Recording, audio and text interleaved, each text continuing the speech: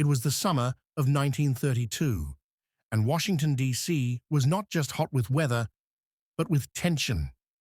Imagine the nation's capital filled not only with congressmen, lobbyists, and politicians, but with whole families living in shacks and tents. Men who had once marched into battlefields across the ocean now trudged through the streets of the capital, not with rifles and bayonets, but with wives, children, and empty stomachs. Their cause was not violent revolution, nor was it rebellion against the American government they had once defended. Their demand was deceptively simple, almost heartbreakingly so: to be paid the money that their own government had promised them, money that had been pledged in recognition of their service in World War I, money that might be the only thing keeping their families from hunger and homelessness. These men had fought in France, had watched comrades die in trenches soaked with rain and blood, had faced gas attacks and artillery bombardments, had done everything asked of them by their country. They returned to America with the hope that such sacrifice would never be forgotten. And yet, here they were, 15 years later, jobless in the depths of the Great Depression, watching their children starve while the government told them to wait another 13 years for their payment. What began as frustration soon grew into action. By the thousands, they began to move toward Washington, calling themselves the Bonus Expeditionary Force, though newspapers would later dub them the Bonus Army.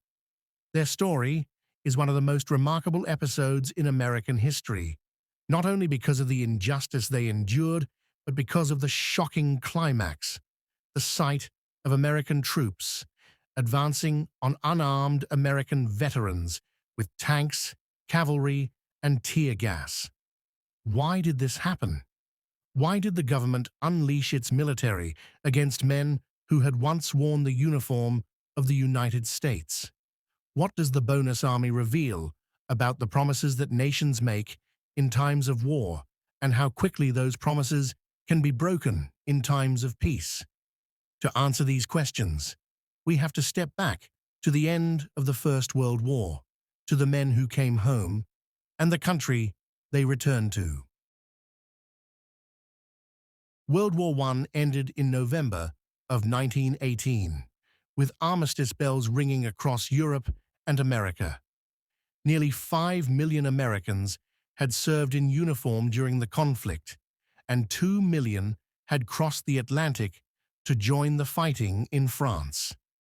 They had endured trench warfare, endured poison gas, endured the terrifying artillery barrages that shattered nerves and lives alike. They had been told that they were fighting to make the world safe for democracy. When they returned, they were greeted with parades and medals. But what they were not greeted with was economic security. The federal government had provided them with $1 a day while they were in service, $1.25 for those serving overseas. It was barely enough then, and it was certainly not enough later. Many came home to find their jobs gone. The post-war recession in 1920 and 1921 slammed the economy, and returning soldiers flooded the labor market at the worst possible moment.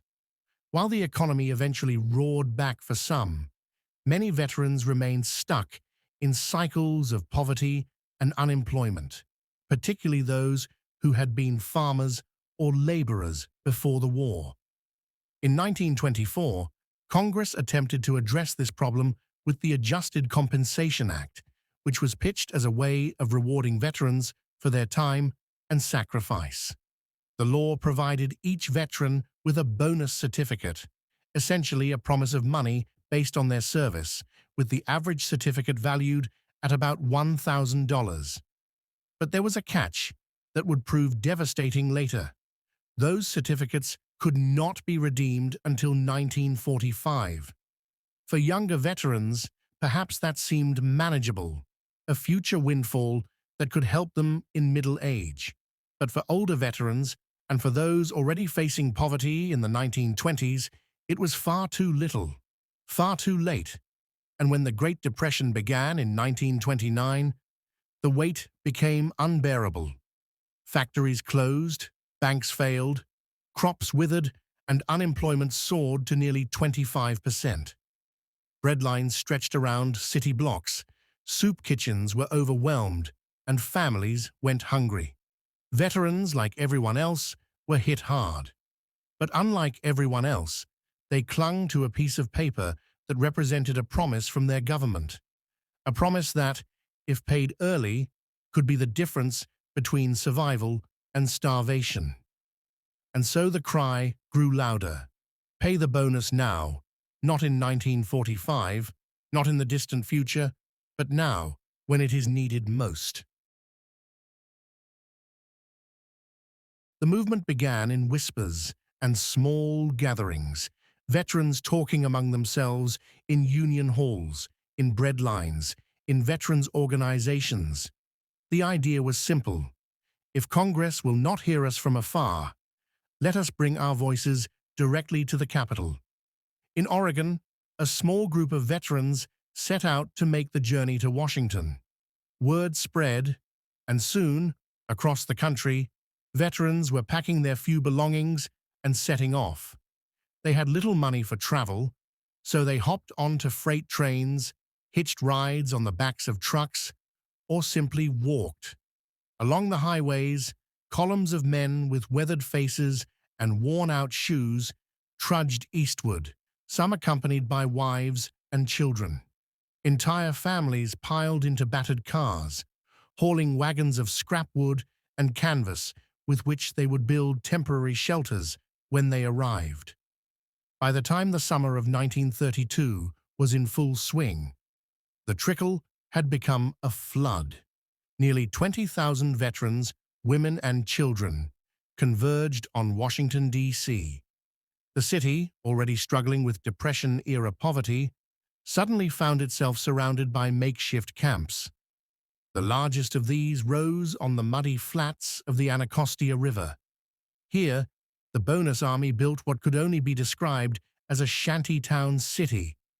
They organized themselves into companies, mirroring the discipline of their old military units. They built roads and walkways between their huts. They dug latrines, set up a police force drawn from their own ranks, and even established schools for their children. Kitchens operated on donated food, serving meals to thousands. Despite the poverty, there was order, discipline, and even dignity. It was, in its way, a functioning community born out of necessity. But to politicians, and many in the press, it was an eyesore, a potential threat.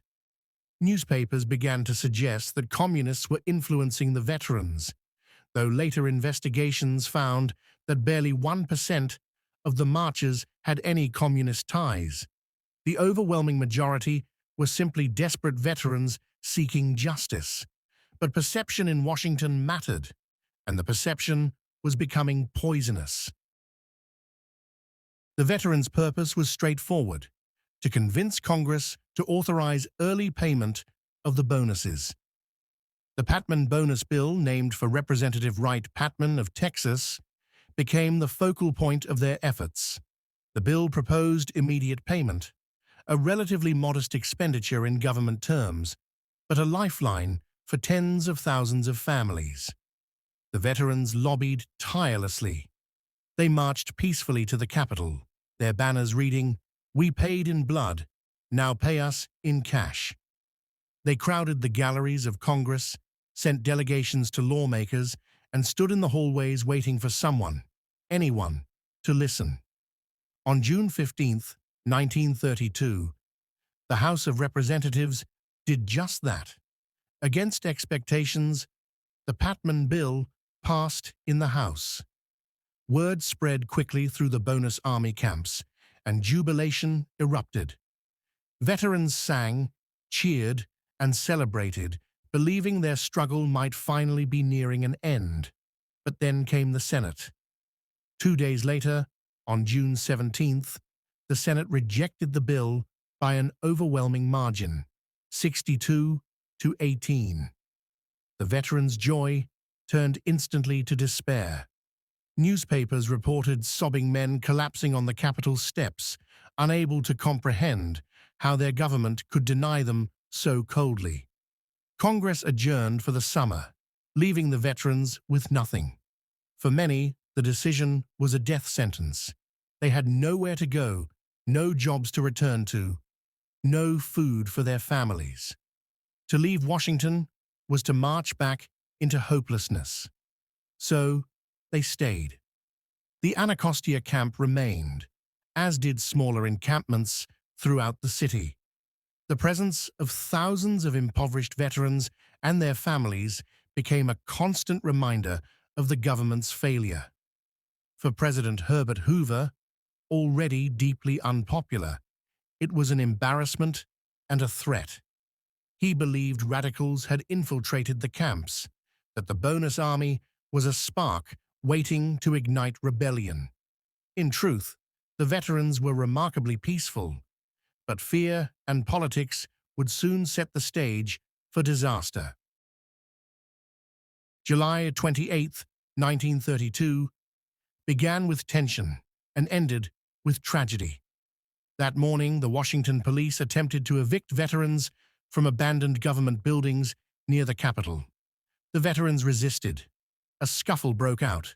Shots were fired. 2 veterans were killed. It was the spark that Hoover had been dreading, and the excuse he believed he needed. That afternoon, he ordered the United States Army to intervene, not to provide relief, not to supply food or housing, but to clear the bonus army by force. General Douglas MacArthur, the Army's chief of staff, was placed in command. MacArthur was convinced the bonus army represented a revolutionary threat, despite all evidence to the contrary. He ignored Hoover's limited instructions and decided to conduct a full-scale operation. By his side were 2 future giants of World War II, Major Dwight D. Eisenhower and Major George S. Patton. As the day wore on, Washington witnessed a surreal and horrifying sight. Tanks rolled down Pennsylvania Avenue, their treads clattering on the pavement. Cavalry units advanced with sabers drawn, charging at unarmed veterans. Infantry moved in with rifles and bayonets, while clouds of tear gas choked the streets. Families fled in terror. Children coughed and cried as gas seeped into their lungs. One infant suffocated. A pregnant woman miscarried.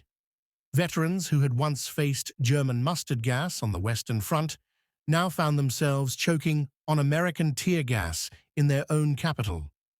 By evening, the Army reached the Anacostia camp. Hoover had ordered that the veterans be allowed to retreat across the river, but MacArthur pressed on. Soldiers advanced into the camp and set fire to the shacks and tents. Flames roared into the night sky, casting the Capitol dome in a hellish glow. Everything the veterans owned, their few clothes, blankets, keepsakes, food, was consumed by fire. Families huddled on the riverbank, watching their homes vanish in smoke. Washington, D.C. had become a battlefield, and the enemy was not foreign invaders, but America's own veterans.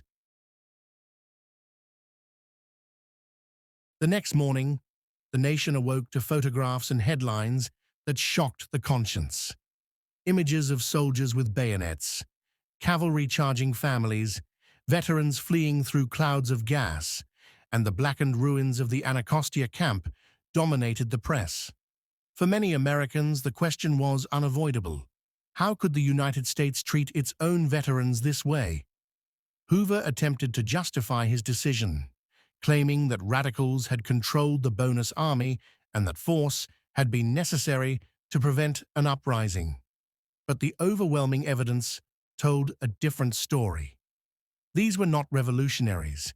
These were men who had served their country, who were starving, who had asked only for what had been promised them. Public outrage was fierce. Hoover already reviled for his handling of the Depression, saw his reputation collapse further. In November, he faced Franklin Delano Roosevelt at the ballot box and suffered a crushing defeat. Roosevelt was careful, however. He did not promise immediate payment of the bonus, knowing the government could not afford it in 1933. But when the veterans returned to Washington, he treated them differently. He sent his wife, Eleanor Roosevelt, to meet with them, showing them respect and compassion. He provided them with food and shelter. He even offered jobs through the Civilian Conservation Corps. Roosevelt did not solve their problem immediately, but he avoided the cruelty and violence that had defined Hoover's response. Finally, in 1936, Congress passed a law authorizing the early payment of the bonuses. Roosevelt vetoed it, worried about the cost, but Congress overrode him. At last, the veterans received their money. For many, it came too late. Some had already died in poverty, others had lost everything in 1932. But the principle had been vindicated, and the memory of the Bonus Army could not be erased. The story of the Bonus Army is not just about veterans. It is about the relationship between citizens and their government, about promises made in times of crisis and promises broken in times of peace. It forces us to ask, what does a nation owe to those who fight for it? Is gratitude enough, or does gratitude demand action? Food, shelter, dignity, and respect? The Bonus Army came peacefully. They came with families, with songs, with hope. They believed in the system, in democracy, in the power of petition. And for that, they were met with sabers, bayonets, tanks, and fire. It is one of the most shameful moments in American history, and yet one that is rarely taught. It is a reminder that patriotism does not guarantee protection from poverty, that sacrifice on the battlefield does not guarantee justice at home. It is a story that resonates even today, as veterans continue to struggle with homelessness, unemployment, and broken promises. The Bonus Army warns us of what can happen when leaders view suffering citizens not as people in need, but as threats to be silenced. And yet, it also reminds us of resilience, because despite everything, despite loss and humiliation, the veterans eventually won. Their story became part of the national conscience, shaping policy and changing the way future generations would view veterans' rights. The image of American soldiers driving tanks against American veterans will forever stand as a warning of what happens when governments forget the humanity of their own people. And so I'll leave you with this question. What do you think the story of the Bonus Army reveals about America, about leadership, about justice, and about the promises we keep or fail to keep? What did you think about today's video? Comment your thoughts and suggestions for my next video below.